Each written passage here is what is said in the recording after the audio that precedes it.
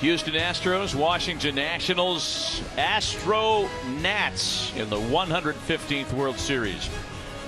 This is one small step for man, one giant leap for mankind. And back here at Minute Maid Park, I think that's exactly what they had in mind. John Glenn and company right there. Very avid fans here, obviously, and they have been treated to some great postseason games over the last several seasons, and the fans have gotten into it. Now that's a big glove.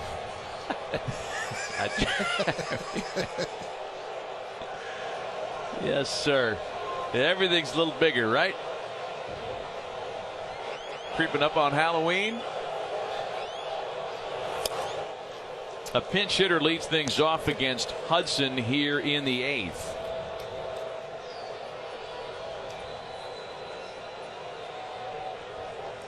Kyle Tucker was used off the bench in the American League Championship Series on a number of occasions. Same story in the DS against the Rays. And he opens things here in the 8th inning. Does so with a base hit. That'll bring the tying run to the plate with nobody out. A terrific at bat for Tucker. Gets his second hit in this postseason. And he starts things off. That's his first pinch hit base hit. He is now 1 for 3 as a pinch hitter coming off the bench. And that's a good start for Houston here in the 8th. If you're wondering about Daniel Hudson, how many innings has he pitched? 3 times this season he's pitched 2 innings. All in relief for the Nationals after being acquired in that trade from Toronto. So here's Aledmus Diaz now. Again, much better against right-handed pitching for his career, and he takes a strike. Sean Doolittle's up.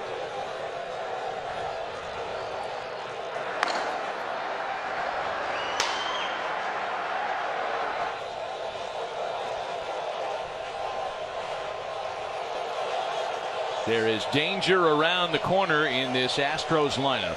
Springer, Altuve, Brantley due up next. Diaz swings and sends a fly ball out to left center. Robles throws in behind the runner, and Tucker advances to second. Boy, what a mistake there. He didn't pick up on the fact that Tucker went back to tag up, and he assumed he was halfway to second base, and that's the wrong assumption. So now there's another base runner in scoring position for the top of the order.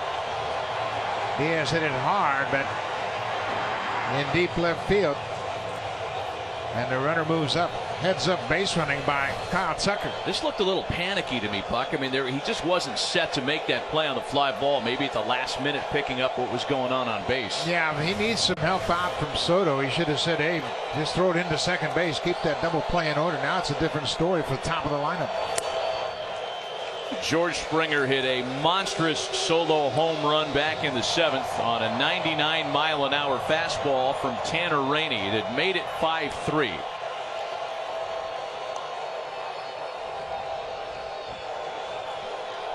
That was a historic home run for Springer, because dating back to the end of the 2017 World Series, it made it 5 straight World Series games with a homer for George Springer, an all-time record. Yeah, we mentioned earlier in our head-to-head matchups that Springer rises to the occasion no matter how he starts. And you mentioned it last year. He said 4 strikeouts in Game 1 World Series, and then comes back, not last year, but in 2017, and end up being the MVP of the World Series.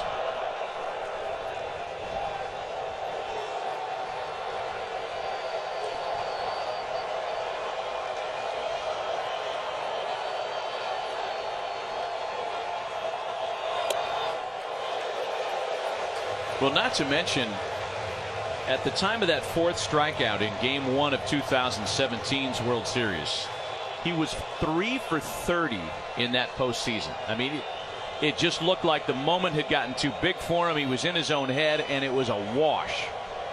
Game 2, flipped it around, and he hasn't stopped homering in World Series games since. Into the opposite field. Eaton back at the wall, and it's off the top of the fence. Tucker's being waved around, throws cut off, and it's a one-run game.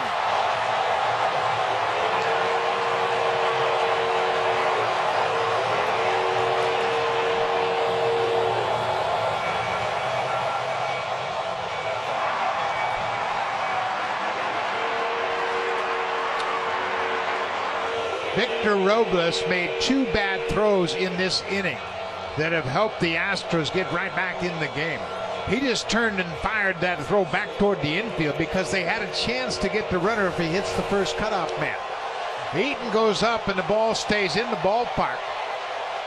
It goes off his glove. He gets a piece of it. Soto's right there to back him up, Robles backs him up, but just fires it back in the infield without a particular target. And so that allows Tucker to score all the way from second base easily. Jose Altuve with the tying run at second.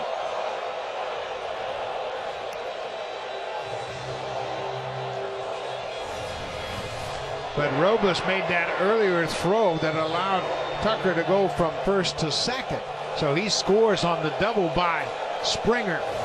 But a couple of errant throws by the center fielder contributing to the Astros rally here in the 8th.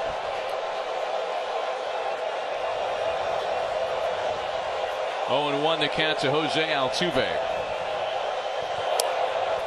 Not to mention, Eaton goes back against the wall, and it's a tricky corner there that he was pinned up against. And I think that had everything to do with what he felt behind him that prevented him from making that catch. You can see the angle of that fence right in front of the bullpen. It's not that traditional straight line fence, and he got kind of fooled by it. Looked like he got a piece of it when he went up to make the catch.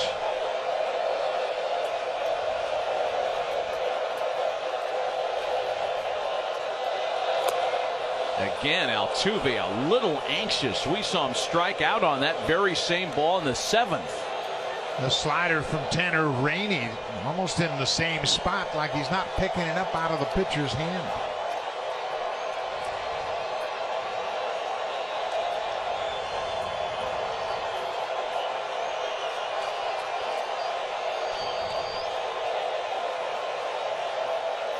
Ball and 2 strikes to Jose Altuve.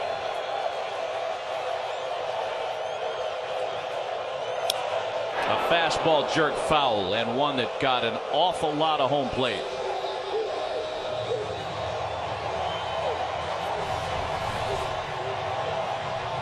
There's the effort by Eaton, and you're right, he wasn't really sure where he was in reference to the fence. He jumps a little bit early. He had maybe another stride to get back and then goes straight up. That's a tricky part of the outfield fence. It's really one of the 2 tricky parts. I mean, this is not as difficult an outfield as it once was when they had Towles Hill in center field. There's still some weird angles. As Altuve sends the ball out to right. Easier chance for Eaton this time for out number 2.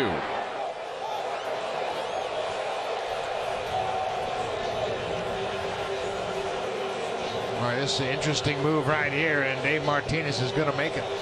Michael Brantley is the scheduled hitter, left-handed hitter. He's got Doolittle ready down in the bullpen, and he's going to make the call. Daniel Hudson came out and did a good job in the 7th to leave the bases loaded in this inning. A leadoff single by the pinch hitter, an RBI double by Springer. Now there are 2 outs, and Hudson's out of the game. They'll turn things over to Sean Doolittle. The 6th pitcher of the game on his way in for the Nationals. We'll be right back.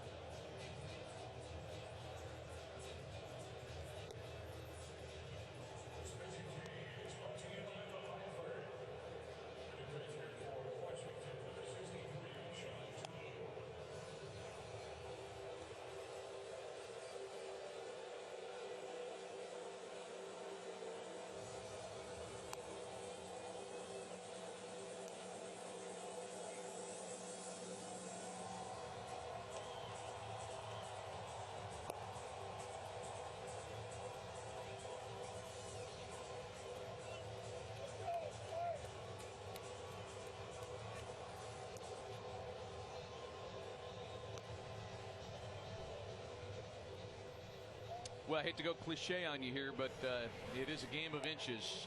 Adam Eaton is an inch or so away from making what would have been a run-saving catch. Not even that. Quarter of an inch.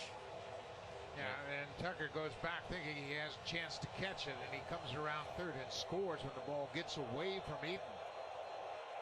And Springer picks up another RBI, his second of the game, and it's a one-run game. Pitching change now. Sean Doolittle into the game, his 9th postseason appearance. He hit just 154 against him. 6 strikeouts, hasn't walked a batter. Doolittle among the many making a World Series debut for the Nationals. And the idea here is to just negate Michael Brantley's power. Only 3 of his 22 homers this year came against left-handed pitching. Still hit a more than respectable 282 against southpaws. So you're not neutralizing him altogether. You're just maybe dulling up the fangs a little bit. Now Brantley doesn't need a big base hit right now, just a base hit, a single. Will likely tie up the game. 2 outs, Springer can go on contact as Doolittle paints the outside corner at 94. Brantley didn't agree with it. Good job by Suzuki. Brantley, one of the best 2-strike hitters in baseball, behind 0-2. And the reason he's so good hitting with 2 strikes, he keeps that front foot on the ground, just uses his hand, trusts himself that he can get to the baseball. When you're trying to battle against a tough left-hander, you can see he's got decent numbers against the lefty. He'll take a 282 average anytime, but Brantley's a terrific hitter. And now in this situation, he's just thinking about getting a base hit. Not going to have much of a leg kick, not much of a stride, just going to use his hands. The next 0-2. Served into the opposite field. Handled by Soto to retire the side. The Astros continue to chip away, however. One more comes back. Single scores in the 7th and 8th. We go to the 9th in a 1-run game.